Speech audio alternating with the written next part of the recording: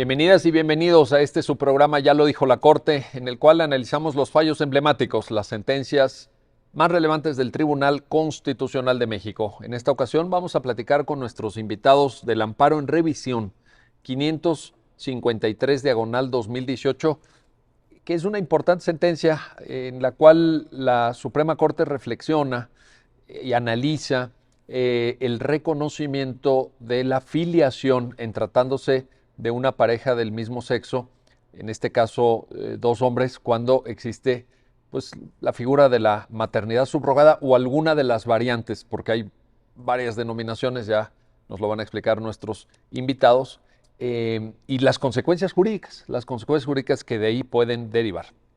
Para entender el alcance de esta importante sentencia, le doy la bienvenida al programa a Fernando Sosa Pastrana. Fernando, bienvenido. Muchas gracias, doctor. Un gusto recibirte nuevamente en Ya lo dijo la Corte. Y también a Julieta García Herrera. Julieta, pues también bienvenida, ya nos habías acompañado. Gracias por estar aquí. Muchas gracias, doctor. Y empezamos contigo, Julieta. Te quería pedir, si fueras tan amable, de explicarnos cuál es el caso, cómo surge el caso y cómo es que el caso llega hasta conocimiento de la Suprema Corte. Si fueras tan amable, Claro Julieta. que sí. Bueno, el caso sucede en Yucatán.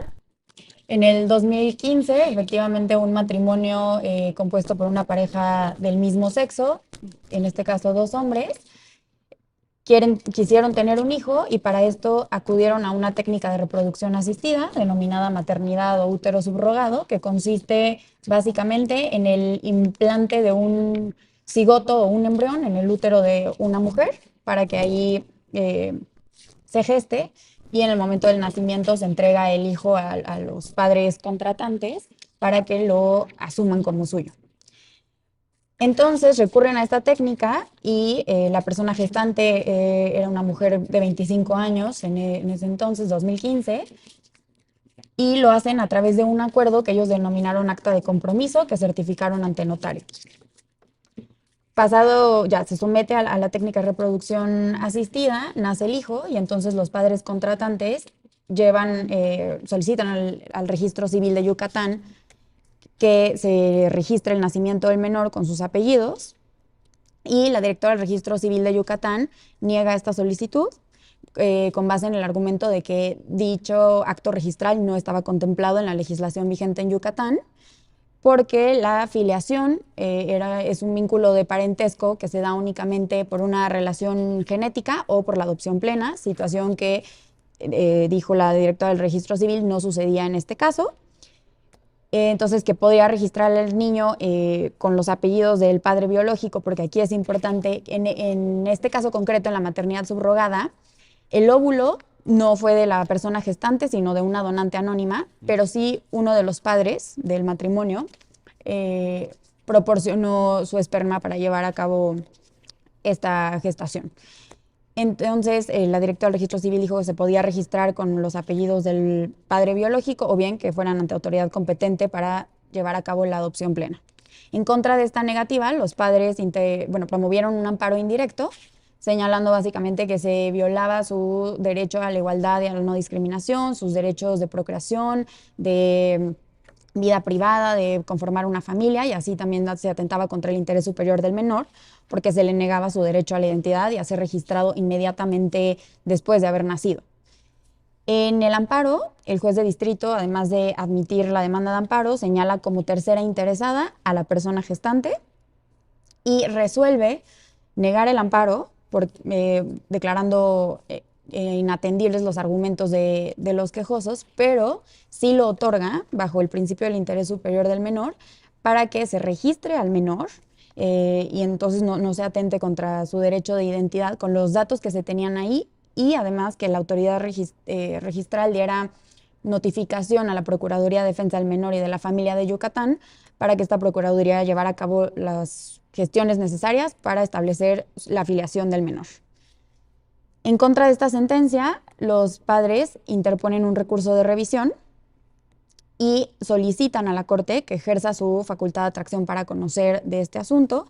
La Corte efectivamente ejerció su facultad de atracción, es por eso que llega a la Corte el asunto, considerando que cumplía con los requisitos de importancia y trascendencia, porque era un asunto que podía llevar a determinar cómo se establecía la filiación precisamente entre un hijo que nació a través de una técnica de reproducción asistida, en el caso concreto maternidad subrogada, y una pareja, un matrimonio de personas del mismo sexo, así como establecer las obligaciones del Estado a través de sus autoridades registrales para proteger los derechos de las personas involucradas en este tipo de asuntos.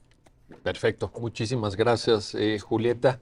Y ahora voy contigo, Fernando. Fernando Sosa, para plantearte una pregunta que seguramente tiene una respuesta muy obvia, pero forma parte de la reflexión de la sentencia y te la tengo que hacer en estos términos. ¿Las parejas homosexuales tienen derecho a la procreación contemplado en el artículo 4 constitucional? Sí, tiene usted razón, parece que es muy categórica mi respuesta, pero a veces siento que en nuestro ecosistema jurídico una respuesta tan sencilla como esta parece ser obviada. Claro que tienen derecho. No hay una distinción ni de nivel convencional ni constitucional de que las personas del mismo sexo que llegan a ser una pareja puedan ocurrir utilizando las técnicas modernas de reproducción para poder conformar una familia. De hecho, gran parte de esta sentencia se construye utilizando los apartados del caso Artavia Murillo. Claro. Y yo recuerdo que en este caso, que digo, no es materia concreta de esto, pero lo quiero tomar en cuenta, es muy interesante lo que dice la Corte Interamericana. Dice, es tan relevante el empleo de los métodos de reproducción asistida que el Estado debería fomentar que fueran gratuitos para que puedan permear a la mayor cantidad de personas en una población determinada, que es como la última parte con la que cierra la Corte Interamericana. Es decir, no solo debe ser una visión crematística de quienes pueden sufragar estos gastos, sino que permea a todos. Esto pone de relieve la importancia que tiene para cualquier estructura familiar poder conformar la, la procreación aprovechando todas las ventajas que da la tecnología. La gestación por sustitución es un mecanismo, pero hay muchos más que pueden emplearse y creo que esto, entendido en términos de estadística y sensibilidad, es relevante. Ahora, bajo la lógica, Fernando, de que se trata de un derecho humano. Es decir, en Artavia Murillo partían de una situación en Costa Rica en donde pues realmente el Estado había prohibido y estas parejas incluso tuvieron que salir de Costa Rica, tuvieron que ir a Colombia, unas, a España, otras, Sí, buscando ejercer su derecho a la procreación, pero la Corte Interamericana lo concibe como un derecho humano. así es. El derecho a reproducir es un derecho humano y tiene nuestro asidero en la propia Constitución. El artículo 4 de nuestra Constitución nos dice que nosotros tenemos la capacidad y el derecho de elegir libremente los hijos que querramos procrear. No restringe a una, yo le llamaría una falacia naturalista, porque pareciera que cuando la gente piensa en procreación solo piensa en los términos biológicos tradicionales. La Constitución es de textura abierta, abarca cualquier posibilidad y sobre todo progresiva. La Constitución se explica a futuro siempre.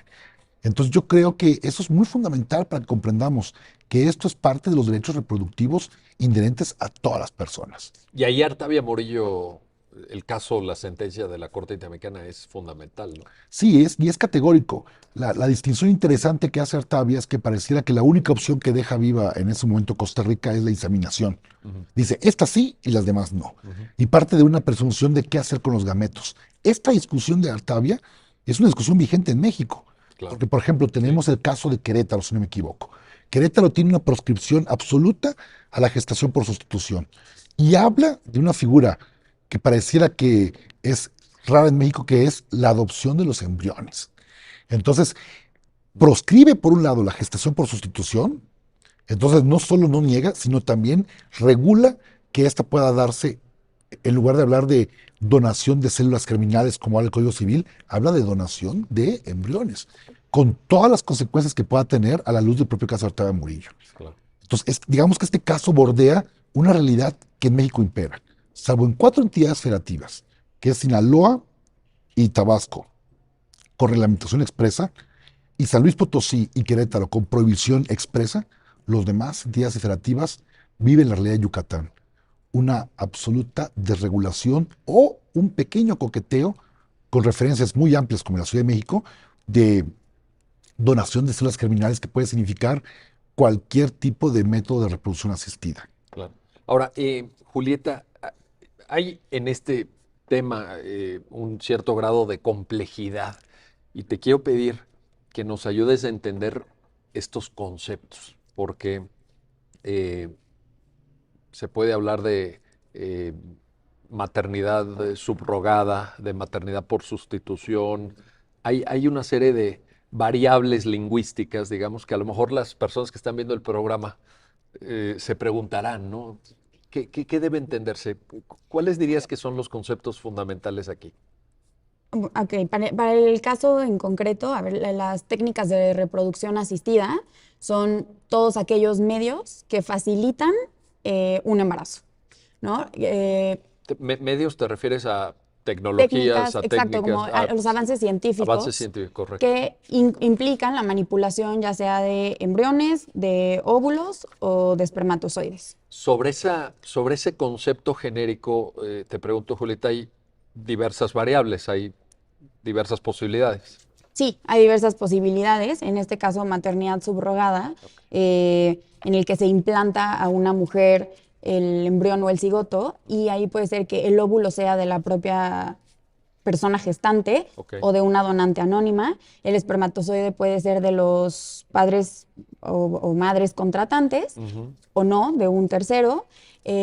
También puede existir la posibilidad que exista, porque, por ejemplo, la inseminación artificial, una mujer quiere ser madre, ¿no? Y por imposibilidad o infertilidad, que es muy importante justo aclarar eso en este caso, porque no solamente están las técnicas de reproducción asistida para parejas que tienen problemas de infertilidad, ¿no? Sino también, claro, en parejas del mismo sexo, no es por infertilidad, sino realmente una imposibilidad. Claro. Y por lo tanto también se introduce un espermatozoide fértil dentro de la mujer. Entonces eso también es una inseminación artificial que también, por ejemplo, en eso sí refiere la Ley General de Salud, hace una referencia a la inseminación artificial como prohibiciones, en realidad. Prohíbe que se insemine a una mujer menor de edad o incapaz y también que una mujer casada consienta ser inseminada sin consentimiento de su cónyuge, que bueno, de eso también ya la Corte ha dicho que realmente no sobre la Ley General de Salud en concreto, pero sí que atenta contra la autonomía de la mujer, ¿no? Que necesite permiso del cónyuge para esto. Entonces, sí, realmente creo que en esto concluiría que es muy importante.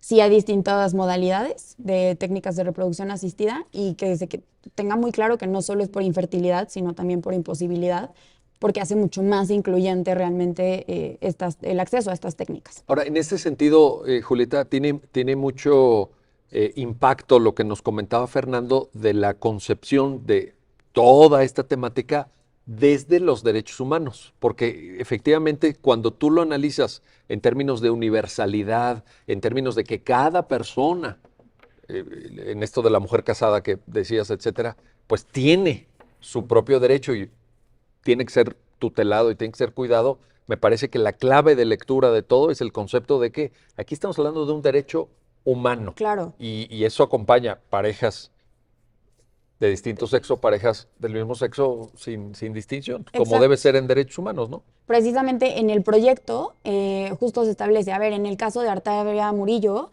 se señaló, la Corte Interamericana reconoció este derecho de procreación que además deriva del derecho de vida privada, ¿no? Y el derecho de procrear, de buscar todas las posibilidades para realmente poder ejercer ese derecho de procreación que está dentro de la vida privada y lo reconoció para parejas con problemas de infertilidad. Correcto. Y en el proyecto se señala, pero en similar situación se encuentran las parejas del mismo sexo, ¿no? Que si bien no es por infertilidad, es por imposibilidad. ¿Por qué? Porque no vamos a hacer diferenciación con base en preferencia sexual para reconocer un derecho.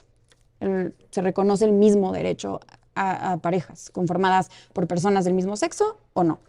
Así es. Y ahí está de nuevo el concepto de derecho humano universalmente. Universal, exacto. Perfecto. Sin distinción. Oye, a ver, Fernando, te planteo un tema adicional en el cual Claro. yo sé que te entusiasma este tema y eres experto además.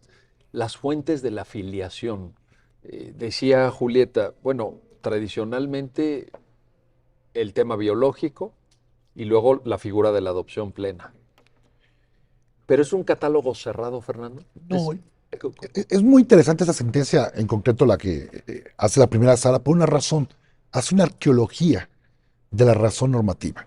Generalmente, desde un punto de vista tradicional, existe lo que se llama la prueba de filiación y las fuentes de filiación.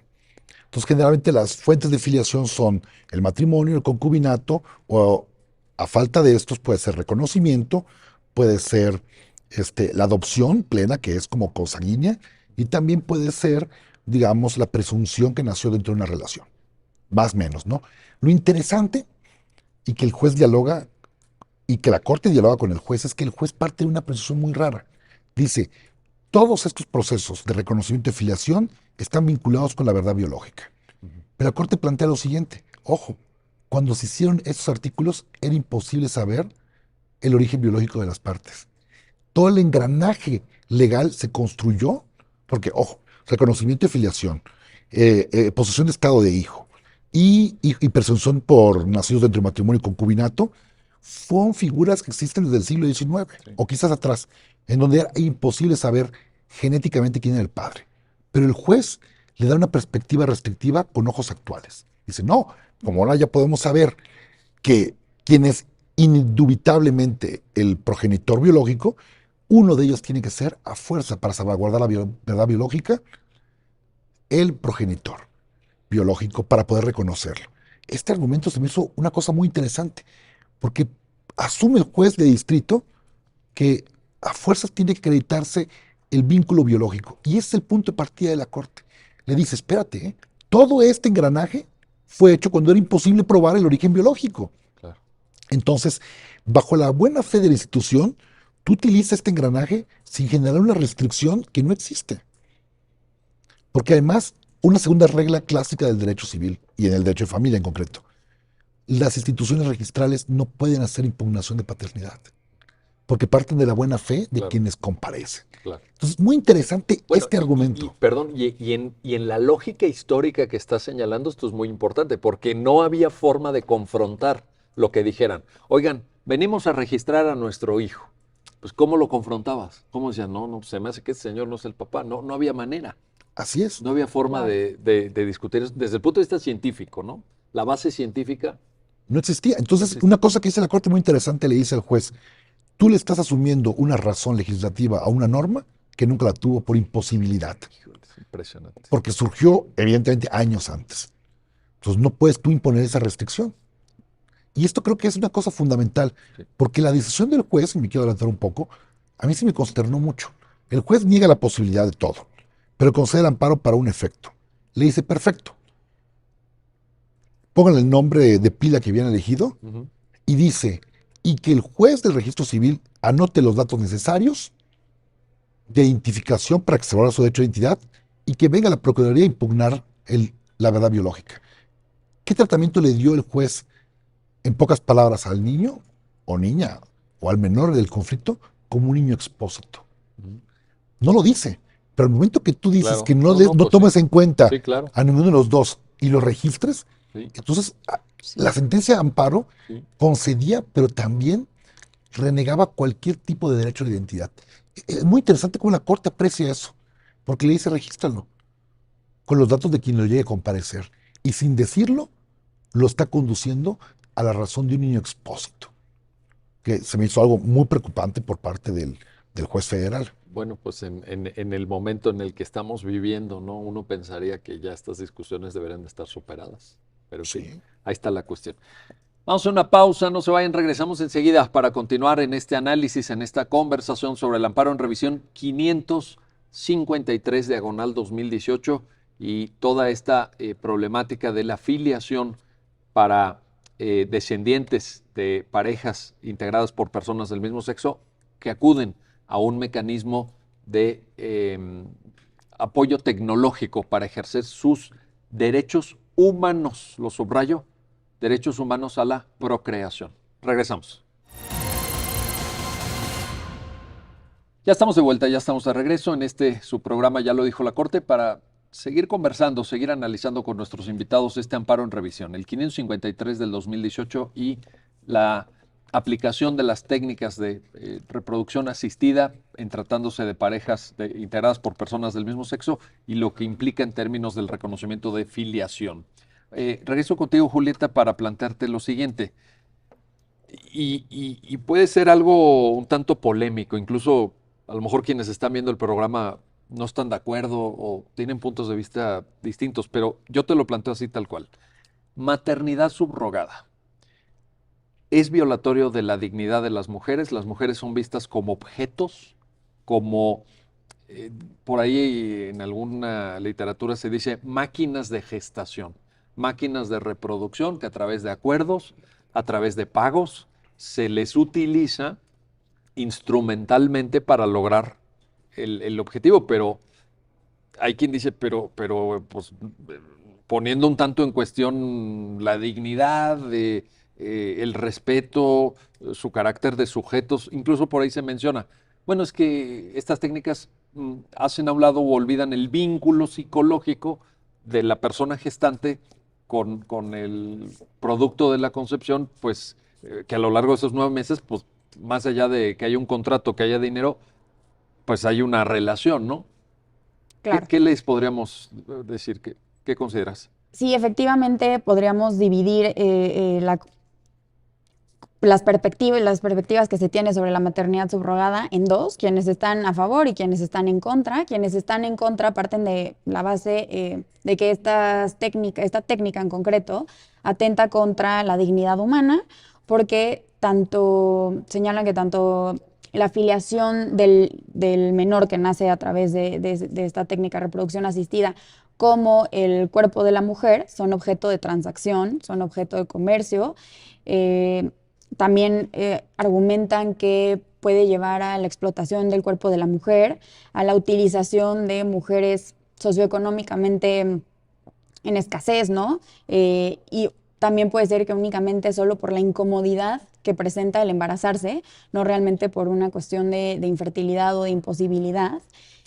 Sin embargo, quienes están a favor de estas técnicas parten de la base de que es el ejercicio, es la forma en la que pueden las personas ejercer, ¿no? De manera efectiva su derecho a la procreación.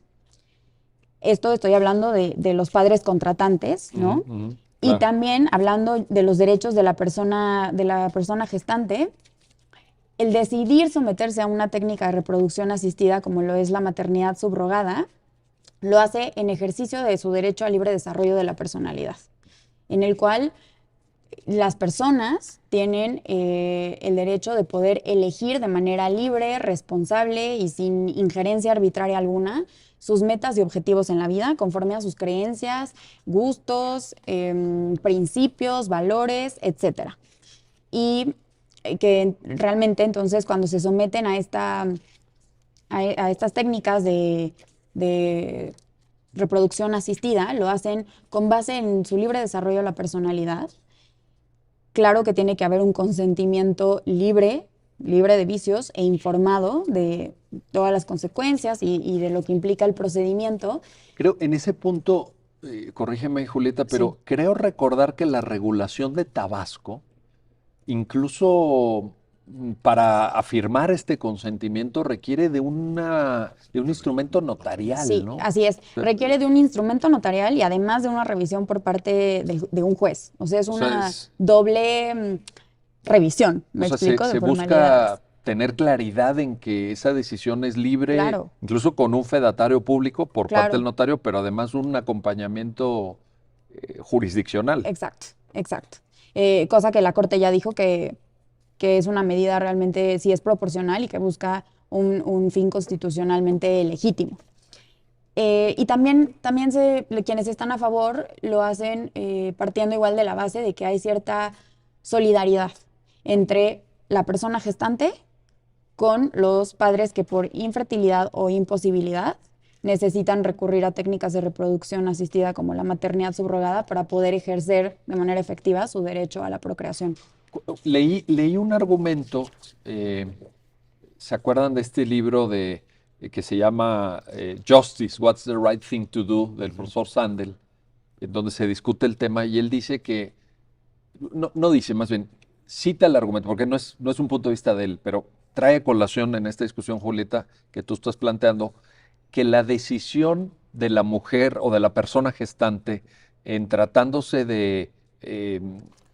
cuando aparece el dinero, lo quiero decir así tal cual, perdón por esta brusquedad, pero cuando hay dinero de por medio, la decisión no es tan libre como parece, porque en un contexto de necesidad o de pobreza, pues es como la donación de un riñón, ¿no? También ponía el mismo ejemplo en el libro del profesor Sandel. ¿Es libre verdaderamente ese consentimiento? No, es algo que está en el debate. A mí me parecería, sí, entiendo perfecto ese cuestionamiento. Me parece que siempre y cuando no haya coacción, lo haga por lo que lo haga, por dinero o no, si decide someterse, es libre. Porque hay Mi muchas cosas opinión. que en la vida hacemos por dinero y no son todas ellas deleznables o Claro, inmorales claro, o ilegales incluso, claro. ¿no? Pero Sí, digo, tan obvio como trabajar por dinero, exacto, ¿no? Entonces, bueno, exacto. entonces, Esa es mi conclusión. O sea, en realidad me parece que, exacto, o sea, haya sido por dinero o no, me parece que si se somete y realmente lo decide de manera voluntaria, no hay ninguna coacción realmente, sí es un consentimiento libre e informado. ahí está la discusión y te lo planteaba porque cuando en esta misma Suprema Corte se han ventilado los asuntos de maternidad subrogada, pues ha habido reacciones, ha habido Sí, eh, respuestas y algunas de esas respuestas han sido muy críticas, incluso hacia el propio criterio de la Corte, participando de un debate pues que a mí me parece muy legítimo, que me claro. parece que la sociedad mexicana tiene que dilucidar los términos del consentimiento, el alcance de la posibilidad de una pareja que busca ejercer su derecho humano, pero desde una postura de poder económico frente a una persona gestante de menor capacidad, digamos, Sí. económica, en fin, ahí está el tema, pero también entiendo que de otro lado, uno, derechos humanos y libre desarrollo de la personalidad. También nos tenemos que tomar en serio a la persona gestante y decir, bueno, pero ¿por qué no va a poder decidir? Claro. ¿Por qué no va a poder tomar esta decisión que a lo mejor le ayuda económicamente o a lo mejor le favorece o a lo mejor es solidaria y quiere contribuir a la felicidad de alguien más o al proyecto de vida de esa pareja, ¿no? Hay que tomar en serio a todas las partes. No podemos decir, no, esta parte no tiene voluntad y no puede manifestarlo y no puede dar su libre consentimiento. Pero ahí está el debate. Ahora, Fernando, regreso contigo. ¿Qué hay en el fondo de esta discusión? Porque tal vez en la postura del juzgado de distrito subyace una visión distinta.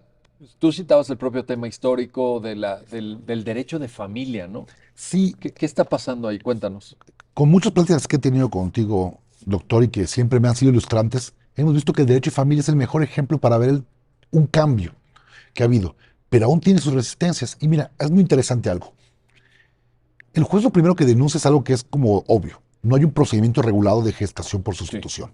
Yucatán. Y Sí, ese argumento sí. me suena casi a un pensamiento decimonónico del Código Napoleónico.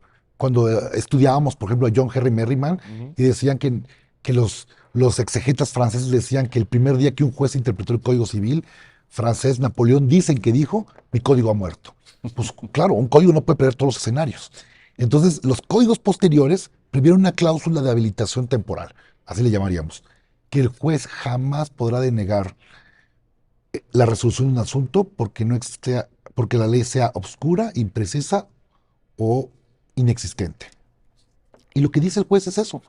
Muy curioso, dice el juez, es que no hay un proceso de asignación de la filiación expreso en el código y por lo tanto no te puedo resolver eso. O sea, lo dice expresamente, denuncia que la falta de regulación no puede hacerlo. Y para mí eso, sin decirlo, tiene un trasfondo. Pareciera que está reviviendo esta idea de los años 70, 80, que algunos académicos y jueces decían que el orden público era lo que el legislador decía que estaba para el derecho de familia. Entonces, a diferencia del derecho civil, que podía tener una variabilidad de la voluntad de las partes, esta visión de los años 70 de México decían, solo puede ser derecho de familia lo que diga un código de familia en orden público. Una visión de un Estado constitucional es, el orden público es cuando exista una compatibilidad eficaz con la categoría de derechos humanos Claro. que rigen. Esa es la llave fundamental. Claro, entonces ese es el gran cambio. Claro. Cuando él me dice que no encuentra el procedimiento en el Código Civil, está pensando en una visión de orden público sin una visión constitucionalizante. El verdadero orden público del derecho de familia, por lo menos lo que ha construido la Corte y muchos académicos como usted, doctor, han dicho, es el que deriva de una aplicación pragmática de los derechos humanos. Entonces, cuando yo veo esto, no me voy a preguntar jamás si está o no está regulado, porque me voy a encontrar que solo en 4 estados lo hay. Sí, sí. Y además me voy a encontrar que la propia acción inconstitucional de la Corte fragmentó la competencia para reglamentarlo. Por un lado, dejó toda la parte de salubridad como competencia federal, pero dejó la libertad configurativa para la parte del Estado civil y consecuencias del derecho de familia. Lo que yo me voy a preguntar, y se lo dice aquí, un párrafo de esta sentencia es ilustradora porque dice, soy consciente que hay muchos problemas, pero ya está aquí y hay que dar una solución al tema de la filiación. Eso es lo que implica el orden público en derecho de familia. Oye, me estaba, ahorita que te estoy escuchando, Fernando, me estaba acordando de ese famoso libro, bueno, en los años 90 precisamente tuvo mucho auge, de Gustavo Zagrebelsky, que se llama El Derecho Dúctil, y en donde él explica el paso del Estado legal al Estado constitucional precisamente. Pero parecería, y es paradójico, porque parecería una falta de sincronía que un juez de distrito en pleno siglo XXI se vaya con una visión más bien legalista, ¿no? Es decir, alguien no había leído a Zagrebelsky o quizá Sí, no. y es una forma muy interesante de cómo usar categorías constitucionales para reforzar una visión legal que ni siquiera el apartado legal lo prevé. Y la Corte hace una arqueología de esto. Por ejemplo, él dice, voy a salvaguardar el derecho de identidad de los menores. Pero nunca se pregunta cómo salvaguardar cualquier expresión de familia. Y la única forma que tiene el menor o que encuentre el juez para salvaguardar el derecho de identidad es, pues que lo registren como un niño expósito. O sea, desconociéndole la posibilidad de poder tener una familia que ya se conformó de facto, o como posteriormente ha dicho la Corte, por relaciones de solidaridad, o como ha dicho la Corte, la verdad biológica no es un principio absoluto. Entonces es muy interesante esto. Usa categorías constitucionales, pero como alguna vez discutíamos, no le da una visión constitucionalizante a su argumento. Y esto obedece a esta perspectiva de orden público que solo está limitada a un margen de actuar restricto desde una visión del Estado Oye, legislativo. y muchas veces hemos platicado aquí mismo contigo, Fernando, en este programa de esa falta de acompañamiento, déjame ponerlo así, de cultura jurídica en el tránsito del Estado legal al Estado constitucional, porque los precedentes están, vaya, en fin, puede haber aspectos novedosos, etcétera, pero hay centenares de sentencias sobre igualdad y no discriminación de la Corte. Hay muchísimos sobre interés superior de niñas, niños y adolescentes. Claro. Hay, bueno, bastante sobre derecho de familia constitucionalizado. Creo que la primera sala ha hecho un trabajo, sin exagerar, paradigmático. Y sin embargo, ese acompañamiento cultural, de cultura jurídica, a veces se echa en falta, ¿no? Se echa de menos. Todavía tenemos que seguir insistiendo. No veo otra ruta. Por eso yo creo que las sentencias, por lo menos las sentencias en materia de derecho de familia en la Corte, tienen un elemento pedagógico. Por lo menos yo creo que esto, y lo Sí. dice, no puedes decir que hay una falta de procedimiento. Tú tienes que resolver el tema de filiación. Tienes que comprender que la verdad biológica no es absoluta. Tienes que darle densidad. Y la pregunta que hace es muy importante. Si garantizamos, o la Constitución en el artículo 4, no hay una forma predeterminada de familia, le corresponde al juez siempre salvaguardar a la familia. Yo recuerdo mucho cuando leía esta autobiografía de la expresidenta de la Corte Suprema de Inglaterra, Lady Health, que es como un libro muy interesante que se llama Spider-Woman. Ella dice una frase muy interesante, dice, el derecho de familia, a diferencia del derecho civil y penal, trabaja sobre hechos pasados, pero siempre, siempre debe garantizar el futuro del derecho de la familia. Eso es lo que hace esto. Garantizas el futuro del derecho de familia. Sí, porque este tipo de problemas se van a seguir presentando Así es. e incluso de manera incremental, creo yo. Ahora, Julieta, déjame retomar esta idea que pone en la mesa Fernando y que me parece que también es otra de las grandes claves. La primera es, estamos hablando de derechos humanos. La segunda, el tema de la realidad biológica. Si no es la única fuente para establecer la filiación, déjame agregar un elemento.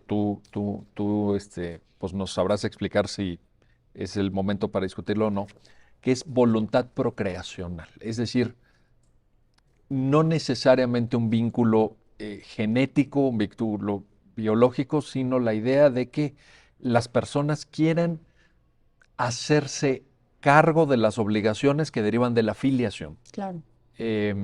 Coméntanos, Julieta, si fueras tan amable. Exacto. No solamente la verdad biológica es el principio para establecer la filiación. En el caso de las técnicas de reproducción asistida, está la voluntad procreacional, como bien dice, y la voluntad procreacional es precisamente el deseo de los padres contratantes de asumir como suyo al hijo que biológicamente no será, y con ello todas las responsabilidades que conllevan de la filiación. En el caso en concreto de la maternidad subrogada, además de esta voluntad procreacional, que es muy importante, también se requiere el agregado de el consentimiento informado y libre de la persona gestante, ¿no? Y la declaración de la persona gestante de decir realmente yo no voy a reclamar derechos de maternidad sobre el niño. Y la voluntad procreacional debe de ser también suficiente para el establecimiento de la filiación de los padres contratantes con el hijo. También se reconoce, y esto porque realmente es muy importante, porque, a ver, el artículo 4 que protege el desarrollo y la organización de la familia, la protege a la familia como una realidad existente, como una realidad social en diferentes formas, en diferentes manifestaciones. Una de estas diferentes formas es precisamente las familias conformadas por matrimonios de personas del mismo sexo, en las que no va a ser posible que realmente los dos padres tengan un vínculo genético con el hijo nacido a través de las técnicas de reproducción asistida, y por lo tanto ahí el derecho que se tiene que actualizar a la realidad, ¿no? Tiene que proteger esta voluntad procreacional y los derechos de identidad del menor mediante el establecimiento de su filiación a través de la voluntad procreacional, aunque no exista vínculo biológico también. Es decir, no es necesario que se tenga un vínculo biológico siempre para que se pueda establecer la filiación. Ahora, yo recuerdo algunos casos, aquí mismo en el programa los hemos analizado, en donde el supuesto de hecho es distinto para el establecimiento de la voluntad procreacional, dando cuenta, recupero tu expresión, Fernando, de la enorme pluralidad de formas de convivencia familiar Claro. que hay, y en donde tiene mucho sentido, ahorita que citabas, Julieta, el artículo 4 constitucional, que tiene que ser interpretado a la luz del reconocimiento de las formas de relación familiar y no del establecimiento de pautas normativas concebidas bajo principios morales por el legislador. Es decir, ¿qué le está diciendo el artículo 4 a los jueces? En fin, miren a la realidad. Claro.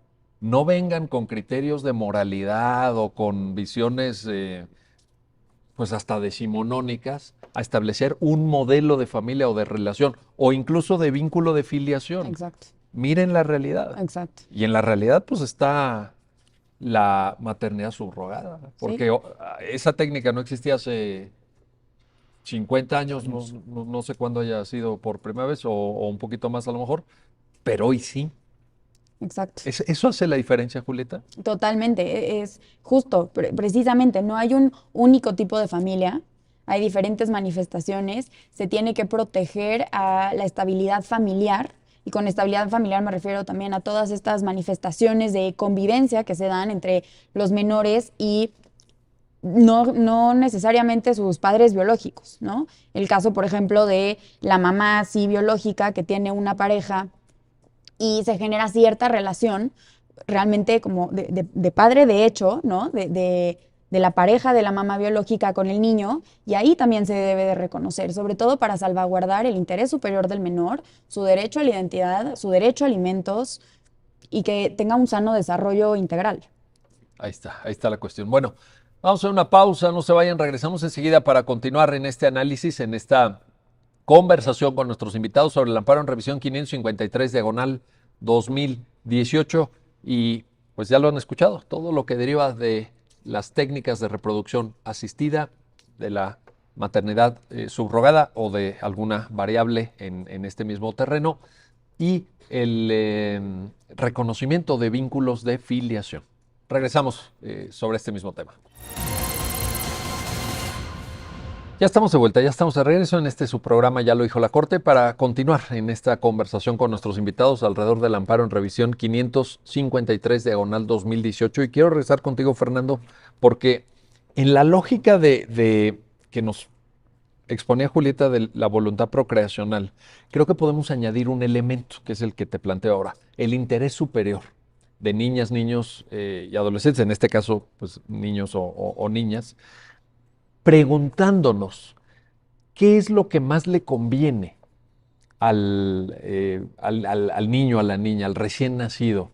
¿Le conviene esta caracterización como hijo o hija expósito? ¿Le conviene más tener una filiación, una doble filiación incluso por parte de dos personas del mismo sexo? ¿Cómo añades esta variable? ¿Y qué peso tiene? ¿Qué peso debe tener? Yo creo que la voluntad procreacional y la forma en que la vayamos perfeccionando elimina un tema de coste de transacción. Y se escucha muy crematístico de mi parte, pero quiero ser claro. La gran discusión es la asignación de la filiación en los procedimientos de gestación por sustitución. Tenemos, por ejemplo, un código, Sinaloa, que te dice que es por adopción. Entonces, ¿qué quiere decir esto? Haces un procedimiento, validas el contrato con tu propio código y después sometes a las partes a un proceso de adopción. O sea, me Pero es una causa... mezcla de dos instituciones diferentes, Así es. ¿no? Es como- Otros sugieren la asignación directa de la gestación como consecuencia de esto. Yo creo que eso es perfectamente válido, porque lo que conforma una relación de paternidad es una voluntad de poder formar una familia.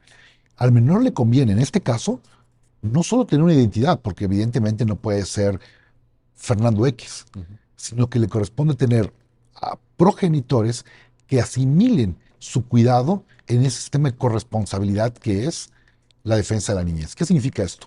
Si bien el Estado tiene obligación de cuidar a los niños, niñas y adolescentes, esta obligación es un sistema de corresponsabilidad con los progenitores. Entonces, tú le privas de entrada de filiación al niño, le estás privando de pensión alimenticia, Claro. le estás privando de cuidados, le estás privando de un posible seguro, de inscripción a la seguridad social. O sea, lo estás dejando en una nada jurídica y lo sujetas que él tiene, por conducto del procurador, tener que litigar su propia filiación. O sea, ¿no sería mucho más sencillo partir de la buena fe y decirle, ok, son los progenitores con toda la responsabilidad que implica para el menor y sus derechos a él? O sea, sigo pensando por qué la sola identidad puede ser más beneficioso que privarle a un menor de sus progenitores con los derechos y obligaciones que eso deriva. Y ahí es donde me hace mucho sentido como palanca argumentativa, como soporte argumentativo, el concepto de interés superior. Porque el interés superior se orienta a eso precisamente. Sí, se orienta a garantizar de forma eficaz y eficiente. O sea, si tienes dos caminos, porque en esta visión tripartita del interés del menor es principio, derecho y una norma procedimental. Correcto. Y como norma procedimental, tú como juez, si tienes dos caminos, debes elegir el más rápido y el más eficaz. Entonces yo no entiendo cómo el juez dice, ok, te doy un nombre, pero después dile al procurador que impugne e investigue la filiación. En todo caso, la interpretación que la Corte provee es diferente. No, por buena fe, acepta esta filiación y ante la duda está abierta la vía. ¿eh? Y eso es muy claro. ¿Por qué? Porque una de las objeciones que he visto mucho sobre el contrato o el convenio de gestación por sustitución es que dice se está pactando a un niño. No. Ese es un argumento que aparece de manera recurrente. Recurrente. El niño como objeto, no como sujeto, como objeto No. de un acuerdo transaccional. Y la realidad es que nunca un convenio de gestación subrogada puede ser el niño el objeto contractual. El objeto es, es más, fue parte de la discusión que hubo en la acción de inconstitucionalidad en el Pleno, no fue parte del engrose, pero sí la discusión de cuando analizaban la parte económica de los convenios, que no era materia tampoco de la acción, pero decían, es que el objeto nunca va a ser el menor. El objeto es este servicio, este apoyo que provee la mujer al momento de poder reproducir o ayudar a la reproducción a otra pareja. Y por eso, cuando se analizaba en esta acción de inconstitucionalidad la prohibición que había de que un progenitor pudiese o no demandar, o que hubiera una prohibición absoluta de no poder demandar, la Corte dijo, no, claro, se puede demandar, porque no puedes tú, ex ante, prohibir el ejercicio de un derecho que perjudicaría al menor. Entonces yo creo que esto quitaría muchas fibias y fobias que hay sobre aplicación tecnológica. Sí. Les puedo adelantar una cosa, se va a poner más complicado. Sí. Yo leí hace poco en el New York Times que ya empiezan a haber procesos de gestación subrogada en donde se usa la carga genética de 3 personas. Entonces ya estaríamos hablando que el concepto de verdad biológica se empieza a difuminar. Y entonces tenemos que hacer que el derecho sea interdisciplinario, que el derecho sea sensible a algo que siempre hemos dicho de una frase de John Dewar: el derecho de familia es un caos natural. Y si no lo entendemos así, estamos viendo una visión muy, muy sesgada de una realidad social. Sin duda. Ahora, y en este sentido, Julieta, el escenario que nos está planteando Fernando es absolutamente fascinante en el sentido, bueno, para quienes participamos en discusiones jurídicas, porque estoy seguro que vamos a ver en los siguientes años una serie de retos, una serie de desafíos, una serie de necesidades de aportación y definición de conceptos como pocas veces en la historia de la humanidad. Y en parte estas discusiones apuntan en esa dirección. Vaya, es algo que no es que Fernando ahorita esté haciendo un ejercicio de imaginación novelística, sino que lo que está viendo es ya los temas que ya están llegando. Claro. Y te quiero plantear esto. La participación del legislador. Porque ciertamente hay una lógica de derechos humanos, ciertamente derecho a la procreación, no discriminación, artículo 4, tienes que proteger a la familia, pero luego hay una parte más, déjame ponerlo así, operativa. Hay una dimensión ya más de cómo procesamos todo este tipo de temas y todo este tipo de desafíos. Y ahí me parece que contar con un marco jurídico, pues sí cambia, me da la impresión. Y tan es así que una cosa es que este caso haya surgido en Yucatán o que se hubiera dado en Tabasco, Claro. que es una entidad vecina, o incluso en Sinaloa, etcétera. La pregunta, Julieta, ¿qué mensaje le envía esta sentencia o este conjunto de criterios, que puede ser también la acción de inconstitucionalidad que en su momento resolvió el Pleno sobre gestación por sustitución, al legislador? Si nos estuvieran viendo diputados locales, Julieta, de Yucatán o de cualquier entidad federativa, digo, salvo Tabasco y Sinaloa, ¿qué les dirías? Yo creo que esta sentencia y las demás sentencias que se han visto sobre técnicas de reproducción asistida en la Corte, el mensaje que le envían al legislador es: no podemos hacernos de la vista gorda de que no están sucediendo estas situaciones que están generando diferentes organizaciones y manifestaciones de la familia como realidad existente y que se debe de regular, ¿no? Se debe de regular, claro que bajo el principio del interés superior del menor. Correcto. Y también protegiendo tanto el derecho de libre desarrollo de la personalidad de la persona gestante como el derecho de procreación de los padres, y me refiero a cualquier tipo de pareja, ¿no? Pareja de mismo sexo o pareja de distintos sexos.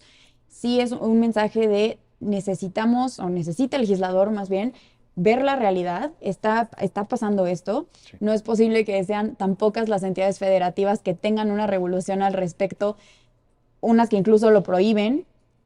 En mi juicio, yo creo que los mejores ejemplos son Tabasco y Sinaloa, definitivamente. Y realmente es eso, ¿no? El legislador... O sea, el mundo, digamos, si te planteara el escenario ideal, dirías regulación sí. Sí, definitivamente. Participación legislativa. Claro.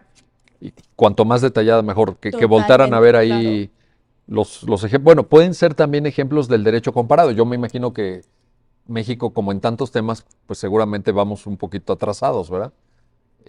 Legislativamente hablando, sí. Pero ¿a dónde tendrían que voltear a ver, por ejemplo? Sinaloa, Tabasco, derecho en otros países, por ejemplo. Bueno, Artavia Murillo. Sí, Artavia Murillo, claro. Pues se me ocurren esos tres realmente como los tres esenciales que los demás legisladores locales deberían de voltear a ver. Ahora, el mensaje, Julieta, es muy claro, ¿no? Necesitamos la regulación apoya. Sí. La regulación definitivamente aporta. Aporta. Da seguridad para todas las partes. Y clarifica, ¿no? Porque también de pronto decimos, oye, digo, podemos estar o no de acuerdo con lo que dice la SED, a mí me parece emblemática, me parece muy positiva, pero también dice uno, ¿y cuál es el origen de todo esto? Pues el origen de todo esto es que alguien no hizo su tarea.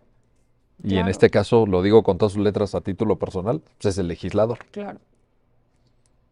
Sí. Sí. Fernando. Yo pienso, por ejemplo, o sea, hay muchas legislaciones que uno puede tomar en cuenta, pero creo que en este caso el legislador debería empezar a tomarse. ¿Es necesario un notario? Sí. ¿Es inconstitucional? No. Pueden haber acuerdos privados. ¿Sería bueno hacer un registro público? No sé. ¿Sería bueno que hubiera una oficina de acompañamiento? ¿Cuáles serían los elementos de existencia, de validez, la ejecución? Si el menor no es el objeto de entrega del contrato, ¿qué vas a ejecutar? ¿Qué pasa ante la resistencia de los padres progenitores? Por ejemplo, yo pensaría, como una idea hipotética. Todo el mundo cuando me plantea esto me dice, ¿qué pasa si los padres que contrataron no quieren recibir al menor? Pues bueno, a bote pronto pienso que en el interés superior del menor, tú no puedes tener a un niño con unos progenitores que no quieren ser sus papás. Pero eso implicará que quedan sin consecuencia jurídica. Yo podría decir al legislador, ok, no quieres, pero paga pensión alimenticia. Claro. O sea, hay Sí, un sí, sí, sinfín totalmente. de cuestiones que podrían dar certeza de qué es lo que espera la gente con un tipo de contrato como esto. En ese sentido, de nuevo, acompañas, digamos, la conclusión de Julieta Claro. en el sentido de decir, miren, lo mejor que se puede hacer es legislar, porque de pronto también en la lógica de movimiento, de este debate, aquí mismo se ha puesto en la mesa de personas que están a favor, personas que están en contra, organizaciones sociales que están en contra también. Eh, de pronto, una postura cómoda para el legislador es decir, híjole, pues está muy complicado, ¿no? Hay temas en donde no nos chiflan tanto, pues vamos a dejar este a un lado. Pero tú concurres en el sentido de que Es apuntaba obvio. Julieta de Yo elegirle. creo que el legislador siempre tiene gran posibilidad de hacer de cláusulas de experimentación. Creo que el legislador tiene aquí la oportunidad de ser de avanzada. Yo recuerdo mucho a nuestro querido maestro Héctor Fix Fierro cuando nos daba sociología jurídica y siempre nos decía un poco usando esta idea de la sociología en tono de broma en clases. Hay una cuarta fuente del derecho, la regulación. Si no puedes con el fenómeno, regular. Entonces, claro, lo decía desde la sociología jurídica, Sí. pero tiene toda la razón el maestro. Un poco, algunas organizaciones de la sociedad civil cuando analizaron el tema y lo dicen públicamente en sus informes, dicen, puede ser muy cuestionable la cuestión onerosa del contrato, pero es mejor regularlo Claro. para tener control de esto, porque lo más probable es que sí pase en la realidad. Y puede haber un mercado ilícito, un Claro. mercado Así negro, es. como se dice, ¿verdad? Que también fue objeto de reflexión por parte de la Corte. Así es. Y yo, por ejemplo, ahí veo, cuando a mí me dicen, es que estás haciendo algo económico, no. Una cosa es que tú cobres y una cosa es que desconozcamos que ese tipo de acción, o sea, la gestación por sustitución, tiene consecuencias onerosas. Y sería desconocer que desde el tratamiento ginecológico, Ujú. obstétrico, medicamentos, desgaste corporal, no impliquen cuestiones económicas. Bajo una visión que sea totalmente gratuito, sería desconocer Claro, las todo. consecuencias onerosas de esta actividad. Oye, nos queda menos de un minuto de programa, pero no quiero despedirme sin este punto. Y en esa lógica, las empresas, que también ha sido discutido, en algún amparo, llegó a la Corte un amparo donde dijo, bueno, pero Dice la Corte, bueno, pueden participar las empresas como intermediarios, claro, y puede ser ciertamente saludable, ujú, pero siempre y cuando tengamos claro las consecuencias onerosas de este acto. Yo creo que la intervención puede ser hasta de buen acompañamiento.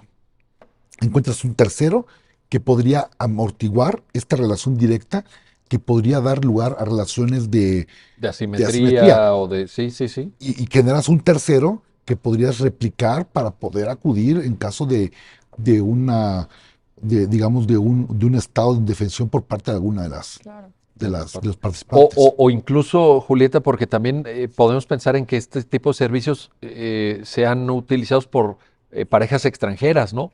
Que no necesariamente reconozcan el marco jurídico. Dicen, oye, Sí, ¿y cómo se reguló en el Código Civil de Tabasco?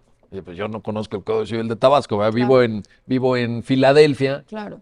pues, pero en ese sentido nos tiene que quedar claro que las empresas legítimamente pueden también participar. Exacto. Las empresas legítimamente pueden participar y me parece además hasta conveniente. O sea, digo, por su derecho a libertad de trabajo pueden participar, ¿verdad? Pero también me parece muy conveniente para extranjeros o porque a veces las empresas son las que son especialistas en estos temas en realidad, ¿no? Mucho más que alguna autoridad.